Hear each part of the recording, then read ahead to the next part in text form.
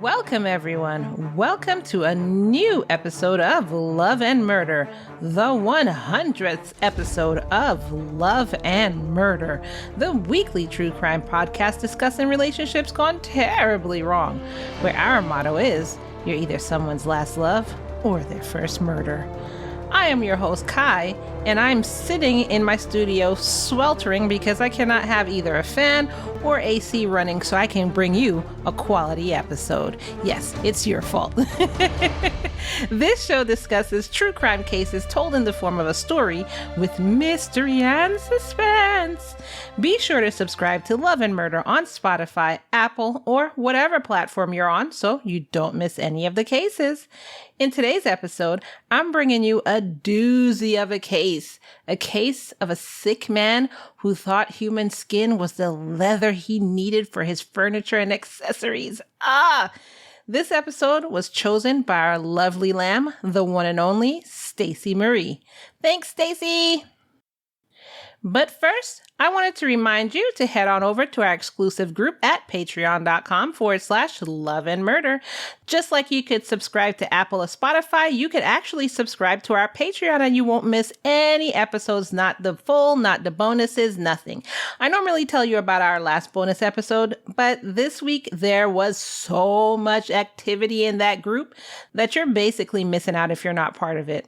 If you don't want commercials or this intro and so much more, join us over in our exclusive Lamb group, www.patreon.com/love and murder. Now, on to the show.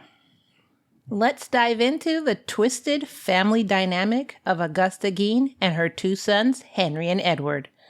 Grab your apple juice, grab your butts, and let's get into it. It all started in 1900 when Augusta Crafter married a man named George Philip Gein. Augusta was a religious fanatic. Basically, today, it's believed she was schizophrenic, so this was real to her, but not to anyone else. For those of you who don't know, according to psychiatry.org, quote, schizophrenia is a chronic brain disorder that affects less than 1% of the U.S. population. When schizophrenia is active, symptoms can include delusions, hallucinations, disorganized speech, trouble with thinking, and lack of motivation. However, with treatment, most symptoms of schizophrenia will greatly improve and the likelihood of a recurrence can be diminished. End quote. Part of Augusta's delusion was an aversion to sex and female sexuality. However, she did want to be a mother, though. The problem is, she wanted to be a mother while she had schizophrenia and was not seeking or getting any treatment at all. Why wasn't her husband helping her or trying to talk some sense into her? Well, I guess it was because he was too busy being an alcoholic. Not only that, his personality is described as non-confrontational. In 1902, 2 years after she got married, she gave birth to her first son, Henry. However, it was said that Augusta didn't feel, that attachment that you get to your baby as soon as your baby is born or even before. She didn't feel that and instead fantasized about having a girl. So some women actually do feel like that after they give birth. And little known, this is actually a form of postpartum depression. Did you know this? Now, I believe that along with her schizophrenia, she stayed in the delusion that she needed a daughter rather than Henry. On August 27th, 1906, in La Crosse, Wisconsin, she gave birth to Edward Theodore Gein, who everyone called Ed. By the way, there's speculation that Augusta got pregnant with Henry before her and George were married, but they falsified dates on certain documents to cover up the potential scandal. Because back then, you ruined your family's name and your reputation if you had sex out of wedlock, not to mention had a baby out of wedlock. That would have been a scandal. If anyone ever watched Bridgerton, you know what I'm talking about.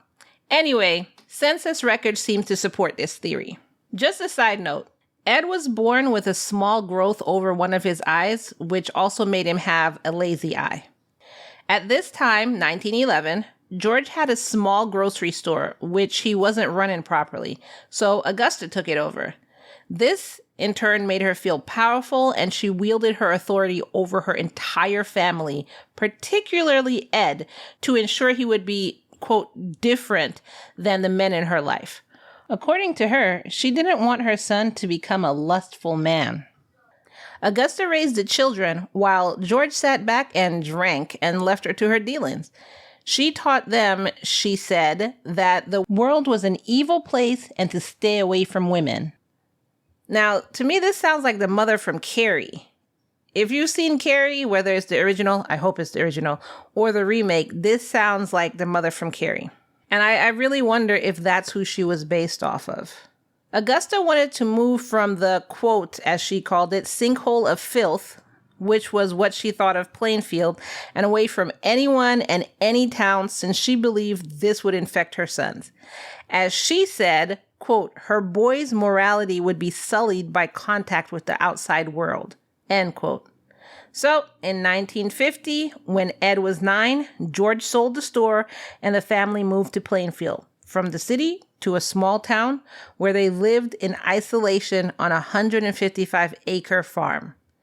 Augusta held the deed to the new farm just as she had held the deed to George's grocery store. Despite her husband's intermittent employment, Augusta's no-nonsense businesswoman attitude enabled her to save the money that she needed to purchase this new property. So she's the one who bought it, and it was in her name, and that was the end of that. Now, being that it was a farm, they did try to grow crops there, but the soil was way too sandy and nothing would grow there. And I guess they weren't really farmers, so they really didn't know how to compensate for that. And then the townspeople wouldn't help at all. So they just couldn't grow any crops. Now, Augusta hated men and didn't want her sons to grow up like their father, who she thought was unsuccessful and an alcoholic, which he was an alcoholic. She also hated the women of the town, who she viewed as a bunch of whores. Damn, does she like anybody? She involved her sons in screaming prayers and incantations. Augusta's open contempt of her husband may have also stemmed from her being the family breadwinner still. Augusta believed that everyone was trying to corrupt her children, especially girls, so she didn't allow them to have friends. Ed wanted friends, but he didn't want to go against his mom, so he compensated by making some imaginary friends for himself. The only time Ed left the isolation of his home was to go to school, which was actually only a one-room schoolhouse that the town called Roche Acree, I guess, grade school. He actually did very well in school and loved reading, and he actually had really good grades in his reading class. However, he just couldn't connect with his classmates because of his social awkwardness, which I could only imagine as his mother wouldn't have him around other children. He only had his mother, his brother, his father. His mother was how she was. And, you could only go so far as only having your brother who's raised around the same atmosphere as you are. He also had this propensity to burst into weird fits of laughter just whenever. So the class would be quiet and he would just start laughing. And then when people would be like, "What are you laughing at?" He'd just be like, "Huh? What are you talking about?" So just weird fits of laughter. All of this coupled with the issue with his eye, and he was the bullseye for bullies. They would call him, quote, milksop as part of their jeering, which in today's world, you'd be like, what? The frick is a milksop? So let's look it up, shall we? And through the joy of modern invention, that only took about 3 seconds.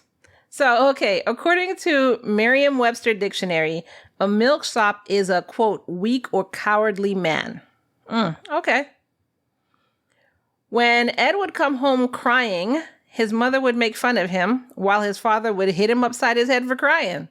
So basically, he was ridiculed and bullied at school, and then he came home and he was ridiculed and bullied at home. I don't see this turning out good for old Ed, do you? As he grew older, and as you can imagine, his social life wasn't really successful. His first real girlfriend, and I'm actually shocked a girl talked to him or that he allowed a girl to talk to him. Anyway, she didn't get along with his mother. Shocker. So she had to go. After that, Ed never dated again. Aside from his brother, he had very little interaction with other children. In 1920, after finishing 8th grade, Ed stopped going to school. He was like, well, screw that. I don't need this. What am I going to use protractors for? And he instead worked around the farm. As for Ed's relationship with his mother, he deeply loved his mother. He soaked in her teachings about how she thought the world was, and he even seemed to agree with her harsh view of everything around them. One memory that really stood out for Ed was when he was only 7 years old. He wasn't allowed to go to the area where his parents slaughtered their livestock. However, being a child, one day, of course, he went into that area and saw them slaughtering a pig. He stood there and watched his mother cut the pig open from his stomach to its throat with her bare hands and take out its entrails. He noted that her bare hands were covered in blood. Ed described another memory of falling down the stairs as a child and being saved by his mother, who, as he said, could do no wrong. However, he also remembered feeling like he had been pushed down the stairs in the first place, and the psychiatrist later evaluating him theorized that his mother more than likely pushed him and then caught him. Like one of those mind fricks, you know what I'm saying? Like, oh, you're falling. Oh, I saved you. That kind of crap, you know? When their father died on April 1st, 1940, due to heart failure from alcoholism, and probably from holding his emotions in when dealing with Augusta, Ed and his brother worked odd jobs around town to help their mother keep up with the bills. The residents considered them to be trustworthy and good handymen. Ed even did some babysitting for his neighbor's children, who he seemed to get along with better than the parents themselves. However, Henry was more rebellious and didn't always agree with their mother's tyrannical control over their lives. He often stood up to her and voiced his views against hers. He was trying, actually, to live a normal life, dating a divorced single mother of 2 and thinking of moving in with her. Ed saw this as a rebellion against their mother, especially when Henry talked against Augusta to him. So if Augusta said XYZ and Henry would say no, ABC makes more sense, and Ed just, like, this hurt Ed and he couldn't accept it, and how dare you talk against mom, and you know what I'm saying? And this actually ended up being a fatal mistake for Henry. On May 16th, 1944, Ed and Henry were working in the fields, clearing vegetation by burning it, when a controlled burn went wrong. The fire suddenly got out of control, and when firefighters arrived, they put out the blaze. Once it was out, which was at the end of the day, Ed just remembered, oh wait, Henry's missing. That's right. All day I felt like there was something I was forgetting, and Henry's missing. I meant to tell you that like at noon, but I just remembered this at 6 o'clock. Henry's missing. Now, you may think that with the chaos going on, he probably didn't know his brother was missing, but no, he basically knew he was missing. He was missing from the get-go, and he just didn't tell the firefighters about this till the end of the day. So as police started looking for him, Ed said he would help, and actually immediately led them in the direction to Henry with no deviation from his path. So basically it was like, I'll help you, look for my brother. I think I'm going to go this way. I'm just going to check this way. And then all the cops were like, follow him. And he was like, I don't think I should go left or right. I should just keep going straight. Oh my God, I found my brother. That's literally what happened. Redramatization. Henry was found face down in the marsh. Now, I want to say this. In my research, I read face down, and some people said like on his side in like a fetal position. So I don't know which one it was. He was either found face down or in a fetal position. But either way, they found him in a marsh, and it seems like he died from asphyxiation. Police had thought that they would have found him as a burned body, being that it was a fire and, he went missing. But no, not a scratch. There wasn't even burned ground anywhere near his body. So cops were like, okay. So when the body went to the coroner for autopsy, the coroner found a wound from blunt force trauma to the head. And instead of doing anything about it, he just figured his lunchtime was coming up and wrote asphyxiation in the report as cause of death. So the police ruled his death as an accident and open and shut case, Johnson. Now time for some pizza. With Henry gone, Ed became the sole target of his mother's fanatical religious rantings and her fury. Augusta's behavior changed and became more erratic, sometimes being viciously angry towards Ed and other times showing such tenderness to him and even allowing him to share her bed. But like in a mother-son way, not in like a gross way, even though it's still kind of weird because he's a grown-ass man. One day in 1945, when Ed was 39, Ed and Augusta went to a man named Smith's house to buy straw and witnessed him beating a dog to death. Oh yeah, I forgot. I got a 1-star review because I didn't say animal abuse or warning or whatever. So, warning, animal abuse. Yeah, they gave me a 1-star because I didn't say animal abuse, and they basically said human abuse is one thing, but animal abuse? So, there's your warning, animal abuse. But the event that utterly outraged Augusta was because she saw a woman who wasn't Smith's wife in his house while his wife wasn't home. So not the fact that he literally beat a dog to death, but she looked in the window and saw some woman in his house. Could have been his sister. Could have been his cousin. She didn't know who this woman was. But she saw a woman in his house. She knew that wasn't his wife. And she got so mad because of this. So angry, in fact, that she suffered a stroke. Do you know how angry you have to get to suffer a stroke from that? Ed took care of her after that, staying in isolation with his mother. Now, this is sounding more and more like Bates Motel-y, don't you think? Unfortunately, at the end of that year, Augusta died. This left Ed all alone. And he stayed alone as a hermit. After his mother's death, Ed worked to preserve their house and basically turned it into a shrine to Augusta's memory.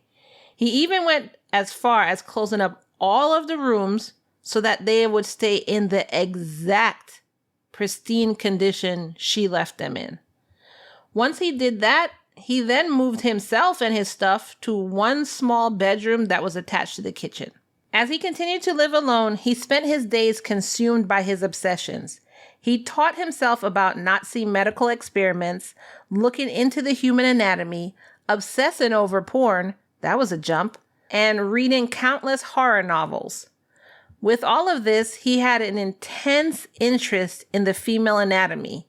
Although he showed no interest in dating women in real life, he began indulging in his sick fantasies. Some of his neighbors were wary of him and didn't trust him at all. In fact, during a dinner party with one family, Ed stared at a young girl visitor. So she was actually visiting the family like a distant relative or whatever. So he was staring at this little girl in a way that made everyone uncomfortable. Now, what would you do if you saw somebody that you invited over staring at a little child in a way that made you uncomfortable? Would you say something? Or would you just watch that person and never invite them over again? Like, what would you do? Later that night, someone broke into the family's house while they were sleeping, came across a young boy, asked him where the little girl was, and then choked him out. When the boy's parents asked him what the attacker looked like, he described Ed. And they left it alone and never told the police. I don't know why you would do that, but this is the type of stuff that always baffles me. But okay.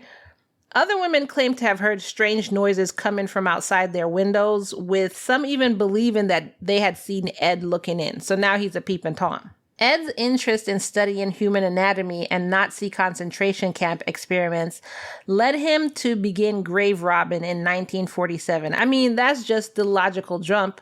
Studying human anatomy, studying Nazi concentration camp experiments, grave robbing. He saw a newspaper article about a woman who had been buried that day, and his morbid curiosity led him to the gravesite. He made nocturnal visits to as many as 40 cemeteries, frequently leaving without causing harm. However, on at least 9 occasions, now don't come from me, there were different numbers in different researches, so I said at least. I didn't say definite number 9, because I know the people who really are into this case, you're about to write me and be like, it was more than that. And I'm going to get a 10-page report on how many grave sites. At least, I said. At least 9 occasions, Ed dug up the coffins of newly buried middle-aged women who had been previously scouted in the obituaries. So he basically was looking through the obituaries at who he wanted to dig up. He continued to rob graves for the next 10 years, always going during a full moon and only taking the body parts he wanted, sometimes taking whole corpses. Actually, in one report, it said that the first grave he robbed was his own mother's. He would dissect the bodies and keep certain body parts like intestines, heart, sex organs, so I guess vaginas and breasts, and heads. Then skin the body and drape the whole skin over a mannequin. He even wore the skin suit and danced around under the night sky of a full moon. We'll get more into that later. On May 1st, 1947, a 3rd-grade girl named Georgia Jean Reckler mysteriously disappeared near her farm home. At first, Georgia's mother was not really worried when she didn't come home on time. She basically assumed that Georgia was with her father. And it wasn't until Georgia's dad came home without her that they started searching for her. So this was around 6 p.m. when he got home from work. She had last been seen by a neighbor at 3:30 p.m. who had given her a ride part of the way home from school. Georgia had mentioned wanted to pick up flowers in the woods before heading home. Another neighbor saw Georgia walk up her driveway after getting the mail. Witnesses reported seeing a dark-colored, possibly black, 4-door 1936 Ford sedan with a gray plastic spotlight in the vicinity that afternoon. Interestingly, the car vanished at the same time Georgia did, and deep tire tracks were later found on the road. So the deep tire tracks were basically like the car had pulled away quickly. It was initially thought that Georgia had been kidnapped for ransom as her father was a public official and they were rich. However, the days soon passed without any ransom demands being made. Georgia's disappearance was most likely due to a sexual predator and not a kidnapping, police said. Before her disappearance, Georgia had said many times that she was scared of being kidnapped. But despite a search, her body was never found. In addition, the mail she was carrying at the time of her disappearance had never been found either. Now, even though Ed never left home, he did have some means of income. He was an excellent handyman, and in 1951, he received a farm subsidy from the federal government. Additionally, he sometimes worked for the local municipal road crew and the crop threshing crews in the area. And for those of you who don't know, like me, according to the Rice Knowledge Bank, quote, crop threshing is the process of separating the grain from the straw. It can either be done by hand or by using a threadle thrasher or mechanized, end quote. Now, this actually brought on even more questions for me. And can you say threadle thrasher 3 times fast? But this isn't a podcast of farming, so I'll look more into that after the episode because I'm wondering what that even is. Anyways, in addition to all of that, Ed was kind enough to offer his babysitting services to the locals. For a full decade, no one paid much attention to the Gein farm outside of town. But on the evening of October 24th, 1953, something terrible happened in La Crosse. Evelyn Hartley, a babysitter who was looking after an almost 2-year-old girl at the home of college professor Viggo Rasmussen, disappeared without a trace. The Rasmussens and many other residents of La Crosse were attending a town homecoming game that night, so Evelyn was hired to babysit. She'd brought over some school books with her and planned to study while the baby slept. But when it was time for her to check in with her parents at 8:30 p.m., she never did. Her father kept calling over and over and over again with no answer, which was not normal for Evelyn. So he got worried and went to the Rasmussen's house to check on his daughter. Yeah, damn Skippy, he's going, that would be me too. When he arrived, he found that the doors were locked and no one was answering, even though the lights and the radio was on. When he was finally able to get in, now I could just picture him kicking down that door, trying to use his shoulder, get in a log, whatever. Me, look, I get it. I'll pay for your door later. I'll pay for your window later. I needed to make sure my child was fine. So when he got in, he found the baby sound asleep in her crib, but Evelyn was nowhere to be found. He noticed that the furniture in the living room was in disarray and her textbooks were scattered around. One of her shoes and her glasses, which were broken, were on the living room floor, while the other shoe was found in the basement. All of the windows in the house were locked except for a basement window in the back, which had its screen removed. And a stepladder was found next to that window. But this stepladder wasn't like somebody brought it over. It was actually the Rasmussens, that they were using to help paint the basement.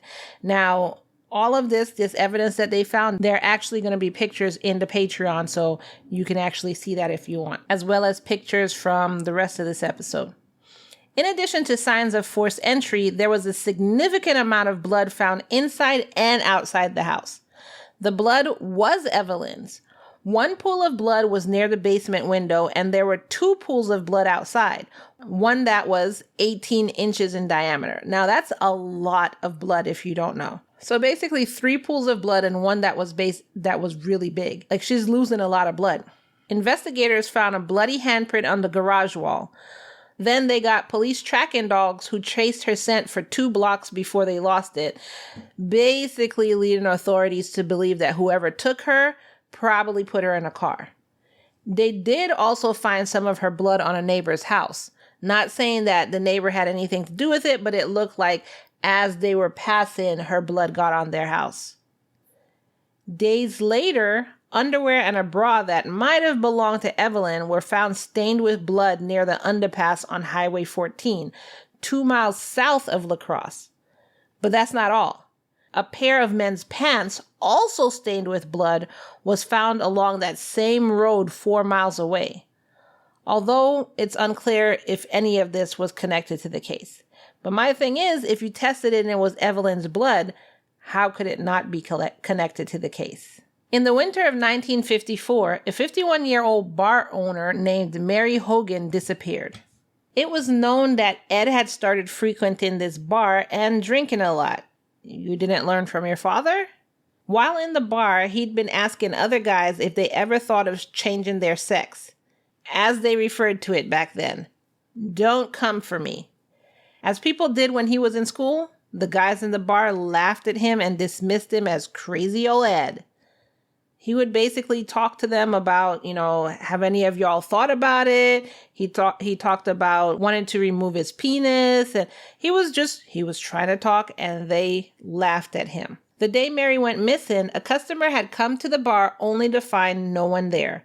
But there was a pool of blood on the floor, and a .32 caliber spent cartridge was near it. Following bloodstains that went out the back door brought him to the parking lot where they stopped near some tire tracks. The tracks looked like they were from a truck. Now, of course, he called the cops, and when investigators arrived, they deduced that Mary had been shot, picked up, taken away, and possibly, put in a truck. However, police had no leads. Sometime later, Ed was talking to sawmill owner Elmo, I don't even know how to say this last name, Ueeck. So am I saying Ueek? Okay, Elmo Ueek, He was talking to him, and Elmo started, you know how you just start talking about what's going on in the news? So Elmo started talking to him about, this woman who disappeared, wonder what happened to her, blah, blah, blah. And Ed was like, she's not missing. Quote, she's at the farm right now. And Elmo just looked at him and was like, okay, weirdo. And didn't ask for any further explanation. Just, that was it. So I think he just thought this guy was weird and he was just saying stuff for attention or whatever. So he just was like, okay, weirdo, whatever. Years later, on November 16th, 1957, Ed shot and killed Bernice Warden in her store in Plainfield. He took a rifle off the rack in her store and used his own .22 bullet, which he carried with him. Who carries their own bullets? Just bullets. I might find a gun that matches these. Who does that? Anyway, he took her body and the cash register with him. Her son Frank came back from deer hunting to find the store closed, the lights still on, and no signs of his mother except for blood on the floor and an empty place where the cash register had been. Frank reported the strange situation to Sheriff Art Schlee, who immediately took action by checking that morning's sales records. Smart. Among the sales, he found a purchase made by none other than Ed Gein, who had stopped by the store the night before. Ed, who had asked Bernice about going hunting the next day, had purchased half a gallon of antifreeze, a detail that raised suspicions among authorities. Frank believes that Ed had planned his mother's robbery and murder knowing that Frank would be away deer hunting, and Captain Lloyd Schofoster immediately headed to Ed's farmhouse. However, when they arrived, they found no signs of the suspect. Undeterred, they went to a local store where Ed was actually spotted getting into his truck. So they stopped him and asked him to come in for questioning. So they get to the sheriff's office, and Ed, who had not even been informed of what he was there for, hadn't been informed of Bernice's death, nothing, just blurted out a suggestion. Hey, I don't know why I'm here. Maybe someone else murdered Bernice and they're trying to frame me. Of course, those are my words, not actually what happened. Re-dramatization. Now, Sheriff Schlee was like, huh? All I asked you if you wanted some water. But, thanks for telling us everything we needed to know. So after the initial, from Ed, he admitted to shooting Mary with a .22 caliber rifle. He admitted to shooting Bernice with a .22 caliber rifle, leading to his charge of first-degree murder, and he was immediately arrested on November 16th, 1957. So the exact same day Bernice was murdered. Officers then headed to Ed's farm, and it was then that the true horror of the situation was revealed. They uncovered a grisly scene that would later inspire Hollywood movies. Imagine that. It inspired Hollywood movies, plural. So just imagine what they could have seen that inspired movies. Now, at the time they got there, the doors to the house was locked, but the shed was open. Inside, they found the corpse of a woman that was naked, and it was hanging upside down from a cross beam with the legs spread wide apart. The corpse had been cut from the genitals to right before the throat. Doesn't that sound familiar to you? Remember the pig? Through the stomach all the way to the throat? And I say almost to the throat because the throat and head were actually missing, and so were the vagina and anus. Ooh. After an autopsy, it was revealed that this had been Bernice Warden. Wow. Of course, after that, they basically kicked down the door of the house.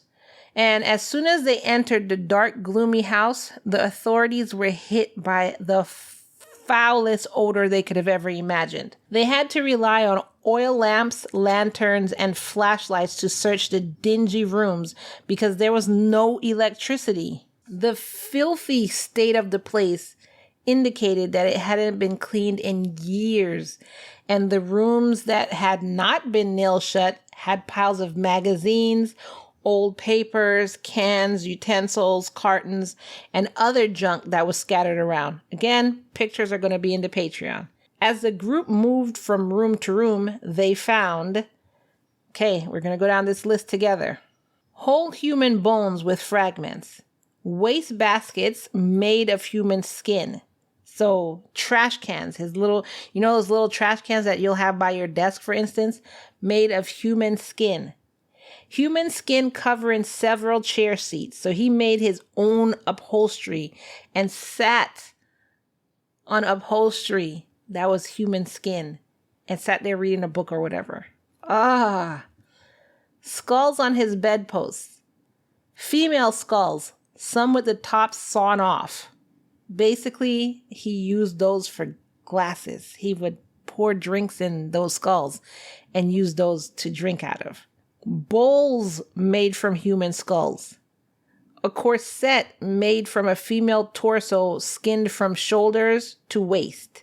Leggings made from human leg skin. So he basically put on leggings that was made of legs. He took that word a little bit too seriously. Masks made from the skin of female heads. Mary Hogan's face mask in a paper bag. Mary Hogan's skull in a box. Bernice Warden's entire head in a burlap sack. Bernice Warden's heart, quote, in a plastic bag in front of Gene's pot-bellied stove. 9 vulva in a shoebox. So basically 9 vaginas in a shoebox. A young girl's dress and the, quote, vulvas of 2 females judged to have been about 15 years old. Wow. A belt made from female human nipples. A nipple belt? 4 noses. A pair of lips on a window shade drawstring. So that was his decoration for the drawstring, y'all. A lampshade made from the skin of a human face. And fingernails from female fingers. If you were eating, your dinner, lunch, or breakfast has now been ruined. You're welcome. So, after throwing up, going to therapy, and questioning why they signed up to be cops in the first place, investigators took these to the state crime laboratory where they photographed them and then destroyed them.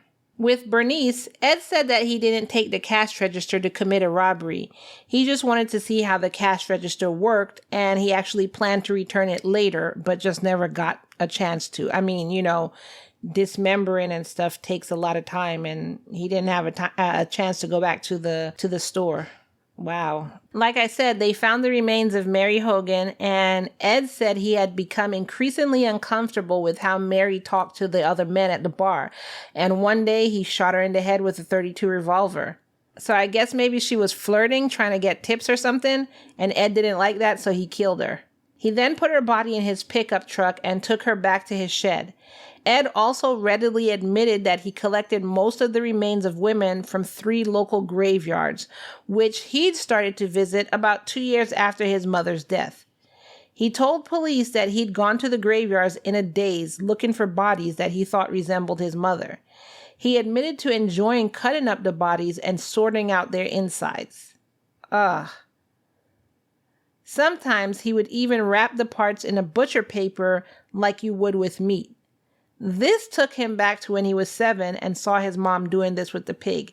Didn't I tell you? Remember I said, when they said she was cut like that, and I said, didn't that sound like the pig? When this information came out, the town referred to him as, quote, the butcher of Plainfield. There's a theory that Ed had a mentally ill friend identified only as Gus who helped him dig up graves in the graveyard. This was because of Ed's build, which was slim and not muscular. So the police were like, he couldn't have possibly done this by himself. When asked why did he even dig up graves, Ed explained that he dug up the graves because he needed the corpses for experiments and that he would put them back when he was done. Because authorities were uncertain as to whether Ed was capable of single-handedly digging up the grave during a single evening, they decided to exhume the graves and do a test on this. Alan Wilanovsky of the State Crime Laboratory participated in opening 3 test graves identified by Ed. So basically, they decided to dig up and open graves that he said he'd already dug up. This was in part to see if he dug up those graves by himself or not, and to corroborate his confession that he did dig them up and put some of them back. The 3 different caskets were inside wooden boxes. Now, this I can't picture. So the caskets were inside wooden boxes. So I guess you had the casket and they built a wooden box around. I don't understand that. Anyways, that were about 2 feet, which is 60 centimeters below sandy soil. And most of the bodies were stolen soon after funerals while the graves were not completed. So basically, the whole grave, the whole burial plot hadn't been completed yet. So it was probably easier to get in there. Authorities found 1 empty casket, a casket Ed had failed to open because he lost his crowbar. And for the 3rd casket, most of the body was gone. But Ed had returned some body parts and the rings. So everything was as he'd confessed. I was about to say, I don't understand, I don't see how they wouldn't believe him, being that they found the gruesomeness of his house. But then again, they might not have believed him that instead of murder and he was digging up people. So I could see that. It's not known for certain if there were other murders committed by Ed beyond the known deaths of Bernice and Mary. However, after his arrest, a search of the house revealed newspaper clippings of murders of Wisconsin women whose killers had not yet been caught. Despite his many crimes, Ed insisted that he was not a cannibal or necrophiliac, but he did admit to grave robbing. Ed's ultimate goal, as he told investigators, was to create a, quote, woman's suit. Basically, he wanted to crawl into his mother's skin. So he wasn't looking to do a transition. He was looking to be comforted by his mom by being inside his mom, or even thinking he was becoming his mom. Damn. Norman Bates for real. Like I said before, the first woman Ed took out of her grave was his own mother's corpse. He would carve out certain body parts and even painted her lady parts silver because, as he put it, quote, hers was special. Ed even kept his mother's head and face with him as a companion. As for the other corpses, he would cut off their vaginas and anus, and he would skin the breasts, and then he would cut up the rest of the body as meat to eat. For the face, he would peel that off or save the heads to keep him company. And then during dinner time, he would put lipstick on them so they would be basically dressed up for dinner. He said that although he started out robbing graves, he thought that fresher bodies would be better for his collection because they wouldn't be decayed or have that smell to them. So that's when he turned to murder. The investigation of the house turned up a shirt that Ed had made from the tan torso of a middle-aged woman, complete with a full set of breasts. Ed eventually confessed to wearing this shirt at night and pretending to be his mother. I can't even imagine the extent of the mental illness here. The bodies of 15 different women had been used to create Ed's furniture, clothing, utensils, etc. In November 1957, burned remains of at least one woman were found in an ash pit behind Ed's house, and the remains of another woman were found in a garbage pit. In 1995, remains of 10 females and 1 male was found in an old well. Ed claimed that these were stolen for graves, and he did not murder them. During the investigation and questioning, Ed was reportedly assaulted by Washoe County Sheriff Art Schlee. The sheriff banged Ed's head and face into a brick wall, resulting in the initial confession being ruled inadmissible. Sheriff Schlee passed away in 1968 from heart failure and before Ed's trial, with some attributing his death to the trauma of knowing about Ed's crime and the fear of having to testify about what he saw and especially about the assault he committed. Dude, I can totally understand how traumatic this would have been for everybody involved. Even his friends blamed Ed for killing him due to how weak his heart got after the trauma. Basically, they said that it was like Ed himself had killed him. In 1957, he was diagnosed with schizophrenia, which I kind of figured was going to happen. In January 1958, Ed was initially found unfit for trial due to insanity, so he pled guilty due to insanity, was found not guilty by reason of insanity, and was sent to Central State Hospital for the Criminally Insane, which currently, as of this recording, is called Dodge Correctional Institution.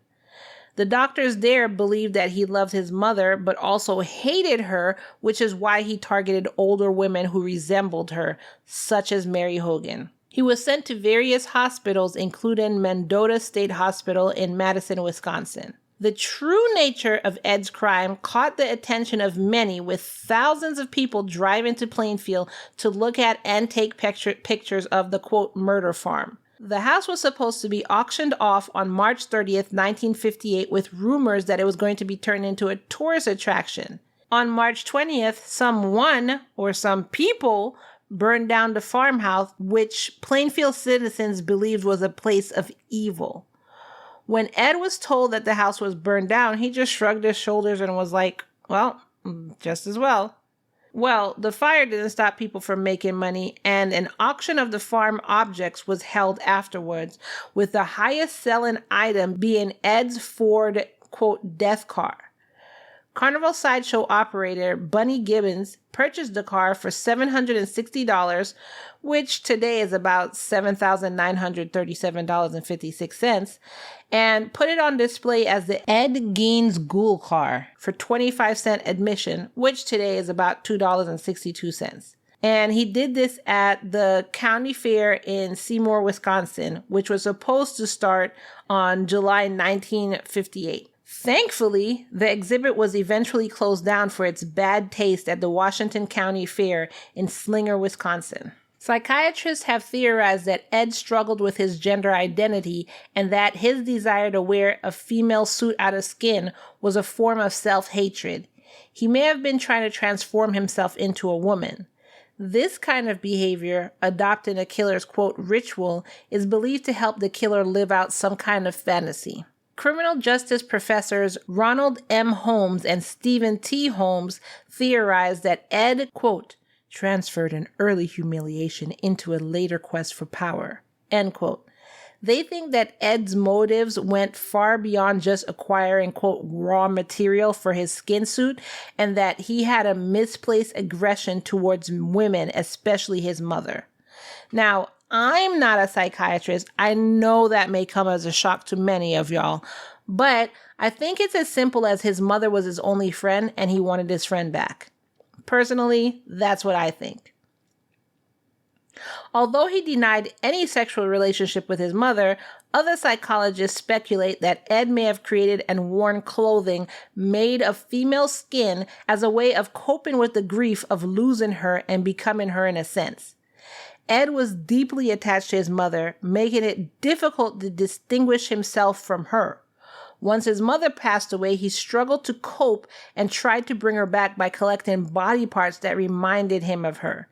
His actions were an attempt to stay close to his mother, and without losing her, he lost his sense of identity. And this theory is what I agree with most. Although his upbringing did lay the foundation for the troubling tendencies towards women, his crimes may have not happened if his mother had still been alive. His overwhelming grief, coupled with his isolation and his mental state, caused him to turn to extreme measures. FBI Special Agent John Douglas quoted Ed's psych evaluation, which noted that his motivation for wearing the suit of skin was due to, quote, hostility, sex, and a desire for a substitute for his mother in the form of a replica or body that could be kept indefinitely, end quote. In the early parts of 1968, so basically 10 years after he was found not guilty due to insanity, Ed was determined fit to stand trial. The trial was held on November 7th without any jury at the request of the defense. Can you imagine the kind of media frenzy that there would have been if they let that be like an open trial with a jury and everything like that? Judge Robert H. Goldmar presided, and Ed was found guilty on November 14th, 1968. So that was literally 7 days. Quote, due to prohibitive costs, Gein was tried for only one murder. That was Miss Warden. He also admitted to killing Mary Hogan. End quote. So this means basically that the state never tried him for her murder because they thought that it was a waste of taxpayers' money, since he was already going to spend the rest of his life in hospitals due to his insanity. So any kind of trial would have just been a moot point and wasted money. And it's like, what's the difference? He's going to spend his entire life in a mental institution. He was 62 years old at this time. He went to the Central State Hospital in Waupun, and in 1978, he moved to the Mendota Mental Health Institute, where he eventually died of respiratory and heart failure on July 26, 1984, at the age of 77. Despite his gruesome crimes, he was known as a kind and polite prisoner. Remember Evelyn Hartley, the babysitter? Some people think that Ed, who was visiting relatives in the area at the time, might have been involved in her disappearance. There was never a trace of Evelyn to be found anyway, and although he said he hadn't touched her, he was never completely cleared of this crime. To this day, her case is still unsolved. Remember the third-grade girl named Georgia Jean Reckler? It's theorized that she was one of Ed's victims, as well as the fact that he owned a black 1937 Ford and was also visiting relatives in the area during the same time that Georgia went missing. However, everything about her disappearance is still a mystery. To me, the Georgia and Evelyn thing is too similar to be a coincidence. After his death, people went to his gravesite to steal pieces from his gravestone as souvenirs. In fact, the gravesite itself was eventually stolen in 2000. Like, the gravestone was stolen in 2000. I don't understand how this is something to own. A mentally unstable guy who committed horrible acts, let's get his gravestone? Like, really? In June 2001, the gravestone was recovered near Seattle and is now in a museum near Waushara, I think that's how you say it, Waushara County, Wisconsin. No one to this day is quite sure as to how many people Ed actually killed. The entire story inspired the character of Norman Bates from Alfred Hitchcock's Psycho, and Augusta inspired many psycho mothers from horror movies. Ed ended up being known as the Plainfield Ghoul and the Butcher of Plainfield. And that is our 100th episode and the insanely outrageous, disturbingly nasty case of Edward Gein. Everyone thanks Stacy Marie for requesting this case, especially those of you who are eating and I didn't say warning. I know a lot of you lambs probably already know about this case, but thank you for listening to my retelling of this case. I want to personally thank each and every one of you for your support in this little podcast that started because of a woman named Kai who was fascinated by true crime and why people do the things they do. I want to thank the relatives of the victims who've reached out to me and told me that my retelling of their case helped them out or gave them closure. Your messages from my heart, your messages also helped me to continue with what I was doing. I want to thank all of my exclusive lambs who believed in me enough to even donate their money monthly towards Love and Murder, and also thank the lambs who joined me in my free group. I also want to talk to the rest of the lambs who haven't even done any of those. Thank you either way for even pressing play and listening through the entirety of my cases. Thank you so much. I am very truly touched and humbled that you're even giving me your time. So thank you. I am not saying this lightly, and I don't take this lightly. And as usual, if you want to join either the paid group, the exclusive Lamb group on Patreon, or the free Facebook group, all the links are in the show notes below. Also, as usual, if you're an exclusive lamb at www.patreon.com/loveandmurder, all of this show's extras are included with the episode. So, as with any other episode, if there's pictures of the people, the crime, the evidence, if there's any videos, anything extra, that goes into our Patreon. And if you join today, you get all of the past shows extras as well. So it's not just today's shows, all of the past shows extras. Now is the time to join, as I've been advised to change my prices, and that'll be happening soon. But if you get in now, you're grandfathered in at the price that you joined at, www.patreon.com/loveandmurder. And love your loved ones and don't murder them. Finally, the answer to what does all love and no murder mean. As always, I want to remind you that it's, say it with me now, all love and no murder, y'all. Thank you to each and every one of you for helping me get to 100 full-length episodes. I'll see you in the next episode. Bye.